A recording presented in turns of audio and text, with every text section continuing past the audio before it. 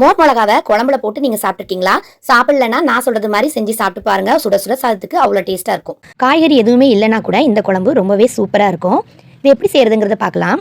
ஒரு கடாய் சூடானதும் நல்லெண்ணெய் ஊற்றிக்குங்க. அதில் கடுகு வெந்தயம் போட்டுக்குங்க. கடுகும் வெந்தயம் நல்லா பொரிஞ்சதுக்கு அப்புறமா அதில் ஜீரகம் போட்டுக்குங்க. ஜீரகம் நல்லா வெடிச்சதுக்கு அப்புறமா சுண்டக்காய் ஒரு 10லேருந்து 15 சுண்டக்காய், மோர் மிளகா ஒரு 2-3 மோர் மிளகா வறுத்தது போட்டிருக்கேன். பூண்டு ஒரு 10லேருந்து 15 பல் பூண்டு. பூண்டு நல்லா செவக்க வறுக்கிறது வரைக்கும் நல்லா வறுத்துக்குங்க. இப்போது இதில் கருவேப்பிலை கொஞ்சம் சேர்த்தாச்சு, நல்லா வதக்கிக்கலாம். இப்போ இதில் 2 பெரிய வெங்காயத்தை கட் பண்ணி வச்சுருக்கேன், அதையும் இதில் சேர்த்துக்க போகிறேன். வெங்காயத்தை போட்டு ஒரு 2 நிமிஷம் நல்லா வதக்கி எடுத்துக்கலாம்.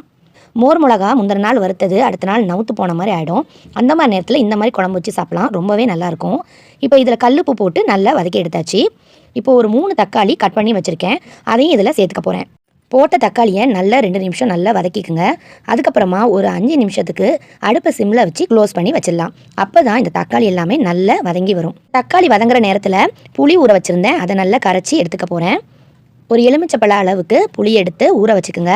இந்த மாதிரி கரைச்சி எடுத்ததுக்கப்புறமா இதில் 1 ஸ்பூன் மஞ்சத்தூள், ஒரு 6 ஸ்பூன் தனியாத்தூள், மிளகாய்த்தூள் உங்களோட காரத்துக்கு ஏற்ற மாதிரி தான். நான் 3 ஸ்பூன் மிளகாய்த்தூள் சேர்த்துக்க போகிறேன்.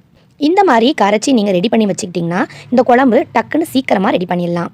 இந்த மாதிரி நல்லா கரைச்சி எடுத்து வச்சுக்கோங்க. பார்த்தீங்களா, இந்த அளவுக்கு கரைச்சி எடுத்து வச்சுக்கணும். இப்போது தக்காளியும் நல்லா வதங்கிடுச்சு. இப்போ இதில் நம்ம கரைச்சி வச்சுருந்தோம்ல புளி கரைசலை இதில் ஊற்றிக்கலாம். இதை ஊற்றுறதுக்கப்புறமா நல்லா கிளறி விட்டுருங்க. அதுக்கப்புறமா உங்களுக்கு எந்த அளவுக்கு தண்ணி தேவையோ அந்த அளவுக்கு ஊற்றி நல்லா கிளறி விட்டுருங்க. இப்போ இதை ஒரு 10 நிமிஷத்துக்கு அப்படியே க்ளோஸ் பண்ணி வச்சிடலாம். அவ்வளோதான், 10 நிமிஷத்தில் கமகமன் வாசத்தோட குழம்பு ரெடி ஆயிடுச்சு. இது சுட சுட சாதத்தில் போட்டு சாப்பிட சூப்பராக இருக்கும். ட்ரை பண்ணி பாருங்கள். பாய்.